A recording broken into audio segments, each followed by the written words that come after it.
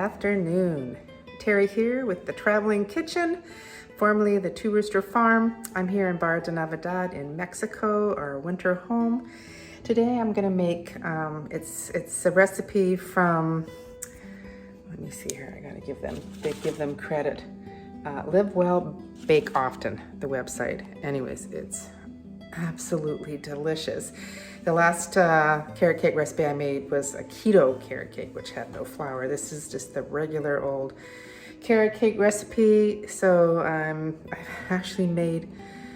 made it about 3 times in the last 2 weeks. We had people over and it was, oh my God, it was just so good. I gave half it away because they were like, oh my God, can I have some of it? So I gave half of it away. I've been giving it away to, we have friends of ours are staying in our casita and I gave them a piece.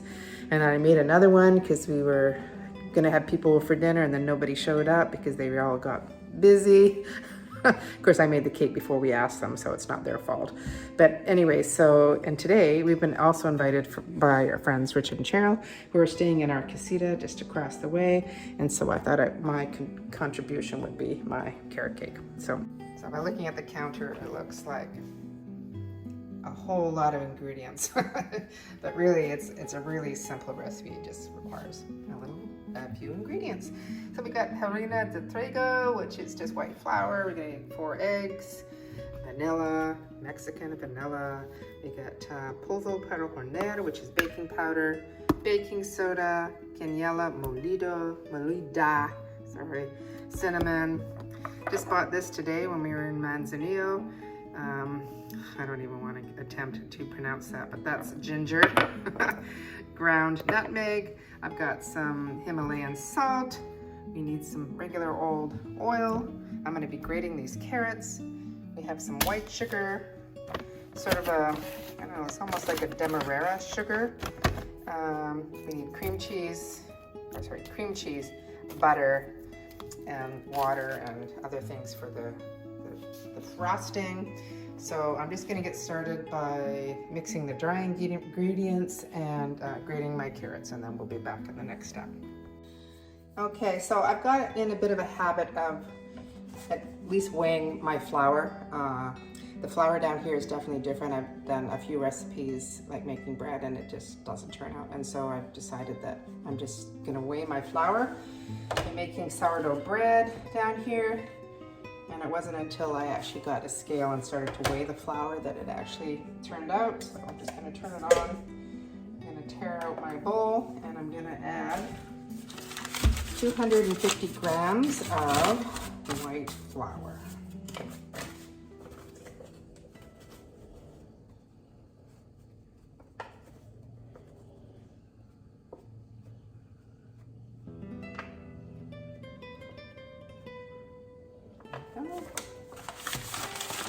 It does say 2 cups, so if you would rather use that measurement, then go ahead if it works for you, but I'm going to continue to use a scale. Anyways, and then it wants 2 teaspoons of baking powder. Oh, smash. 1, 2.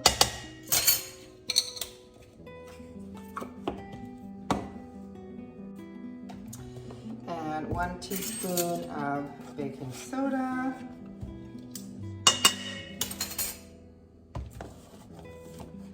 We need 1.5 teaspoons of cinnamon.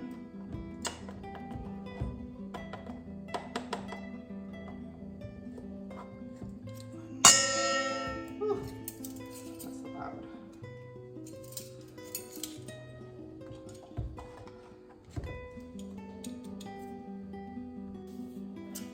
And we need a 1/4 teaspoon. Oh, first of all, we got some ginger.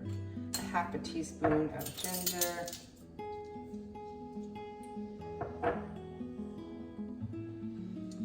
Teaspoon of ginger. 1/4 teaspoon of nutmeg.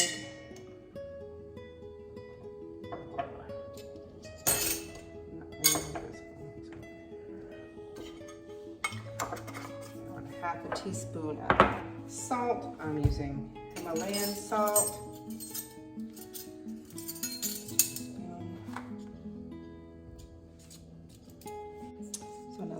Then all the dry ingredients, I'm just gonna use a whisk and mix it together. It's all combined.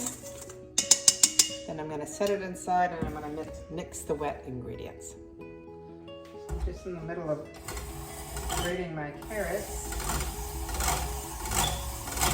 This is the best. Oh, we're fine.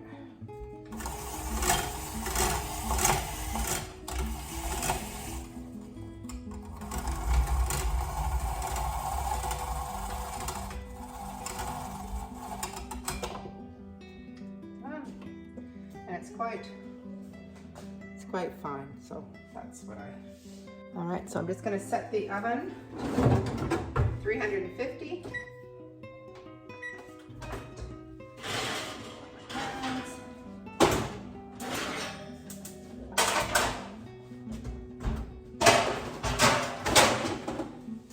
Right, and then I'm going to mix the wet ingredients here.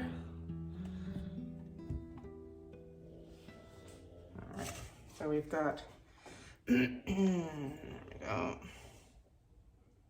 1.5 cups of, it says light brown sugar. I'm using sort of a demerara. Let's see, it's like brown sugar at home, just maybe a little bit bigger crumbles. And 1/2 cup of white sugar.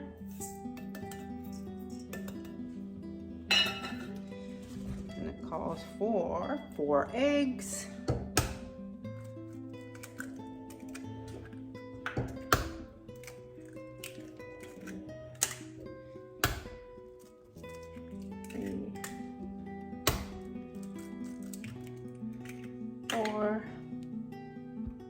And it calls for 1/2 cup of applesauce, which I don't have, but I've been using some Greek yogurt. So they said you can either use 1/2 cup of sour cream or 1/2 cup of Greek yogurt. And so that's what I'm going to use. So 1/2 cup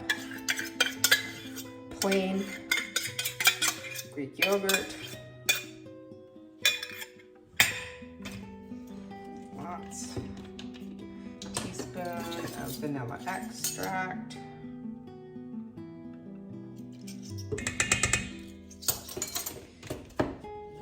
Three-quarters of a cup of oil. I'm just using some canola oil.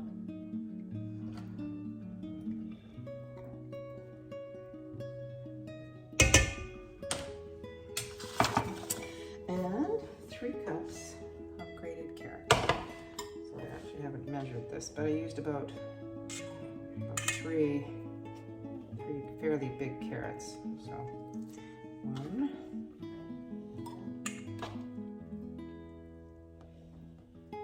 2, that's going to be about 3 cups. Yummy. And we're just going to combine this. Not the best thing, I probably should have beat the eggs first. But we're just going to beat this till it's all combined. All right, so I've just prepped my pan. Bought this little pan in downtown Malaki. I guess it's maybe a flan pan or something like that. And I'm a huge fan of parchment paper.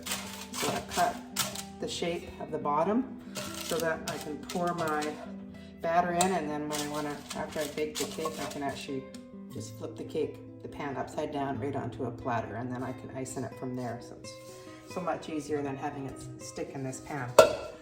All right.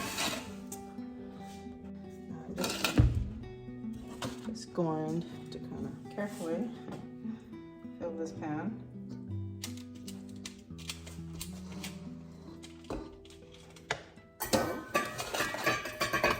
Turn it so I can get it sort of evenly all the way around.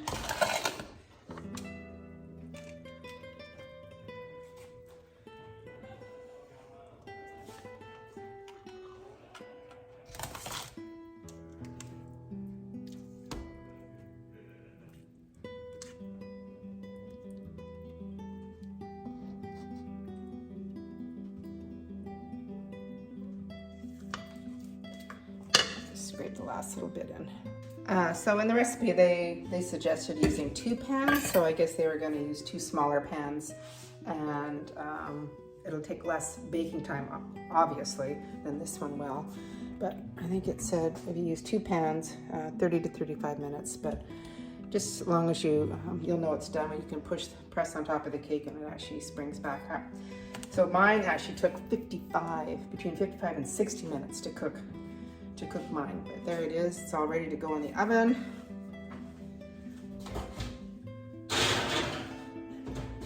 For 55 minutes. Now I'm gonna prep the icing.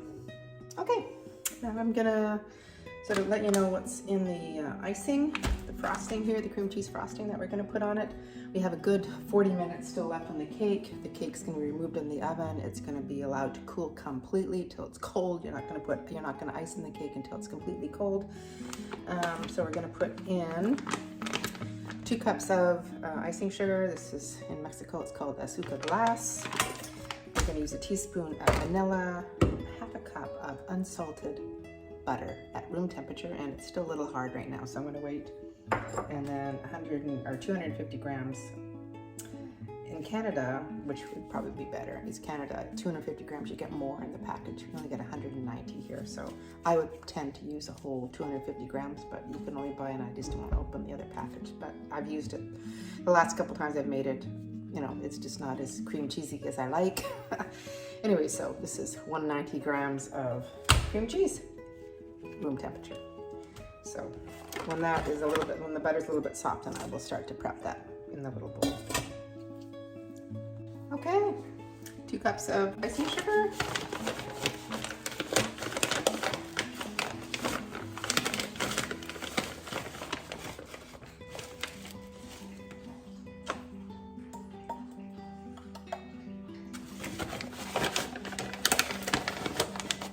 An easier way to get it out, but for now, that's what I'm doing. 2 cups.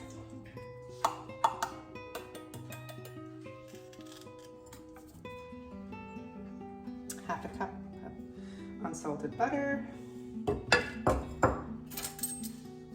1 teaspoon of vanilla extract.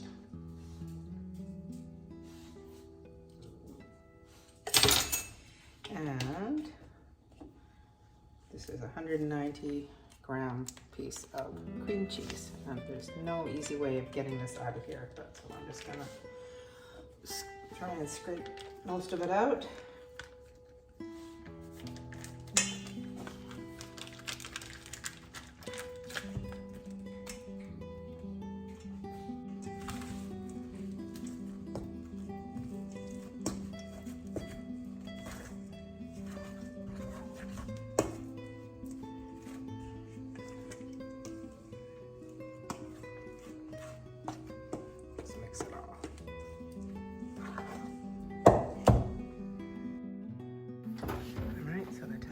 Went off, and you can push it, and it's good. You can take it out.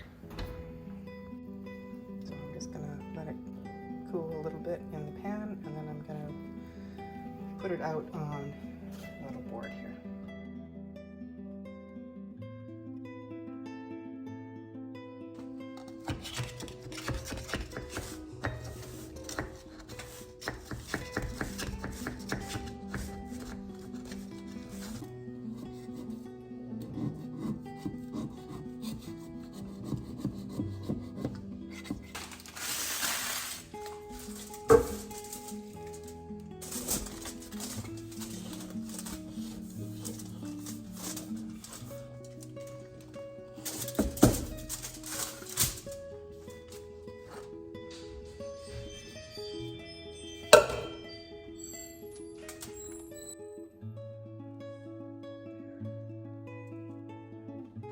Okay, so it actually came out perfectly. So I had some people in the kitchen or in the house, and so that's why I wasn't talking. Anyway, so it's still a little warm. The icing is all ready to go. Oh, tipping over. It's all ready to go. So just when this is completely cool, then I will start to ice in it. I'm gonna turn this up here. Anyways, yeah, so it's really warm. Came out of the pan really nice. Down here you can buy little tiny packages of pecans. It's at 38 pesos. I don't know what that is. Expensive. I guess 38 pesos is like $1.50 or something. A little bit more than $1.50. So. Anyways, so that's good. So I'm just gonna wait to icing it. Smells good.